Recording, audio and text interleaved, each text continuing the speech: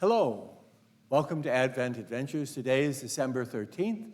We're halfway through the season of Advent, which is not just a season that prepares for the birth of Christ, but prepares for his coming. Today, I want to reflect on Joseph, who was the younger son of Jacob, the one I talked about the other day. Jacob had 12 sons, and Joseph was the second to the youngest. He was the favored son. And, that favor, for whatever reason, Jacob seemed to be oblivious to the fact that his favoring Joseph did not endear Joseph to his other brothers. In fact, they resented him because of that. Not only did they resent him, but that resentment grew when Jacob gave Joseph a special multicolored coat. And many of us have heard of that musical, Joseph and His Technicolor Dreamcoat. But Joseph was an interesting character. His brothers sold him into slavery for 20 pieces of silver because they were jealous of him. They took that coat and they put some animal blood on it and told their father Jacob that Joseph had been killed by wild animals. But they sold their brother into slavery, and he was sold as a slave down in Egypt. And it was a difficult life. In fact, his life was in peril, and he was falsely accused of adultery along the way, and life was difficult. He spent a lot of time in chains. And then one day, because of his ability to understand dreams, a gift that God had given Joseph, there was a great consternation in the court of Pharaoh, because Pharaoh had had this strange dream and couldn't understand what it meant.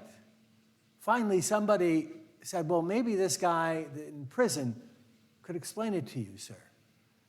And so they brought Joseph up, and Joseph explained to the Pharaoh that his dream meant that there would be 7 really good years of crops, followed by 7 years of famine. And they needed to prepare. Well, Pharaoh was very impressed with this interpretation, and in fact, made Joseph part of this great preparation, so that during the 7 years of abundance, they stored up all the extra, so that when the 7 years of famine came, the people of Egypt continued to be fed and taken care of. And even people from foreign lands came. And among the people who came were some of Joseph's brothers who came asking for help. And Joseph knew who they were. They didn't recognize him right away, but he knew who they were. And even though there was a slight sense of revenge in his heart, he gave way to forgiveness and revealed himself to his brothers, and was a cause of, not only helping them live through the famine, but helping them prosper when the family came down and settled in the choicest area of Egypt. I love the story of Joseph because, here was somebody for whom things went badly. Not just once, but several times, and yet somehow it always turned out for the best. And Joseph trusted in God, who helped him find his way through the difficulty to the better times. And that even the difficult times can help us grow in our faith in a way that really makes us much stronger.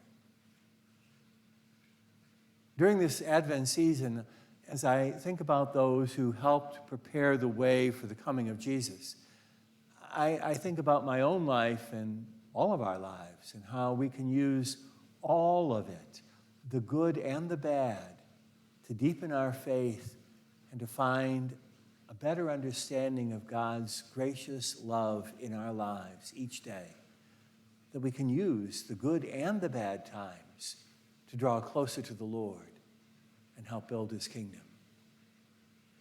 I hope the lesson of Joseph will help us all to to grow closer to the Lord and one another this Advent.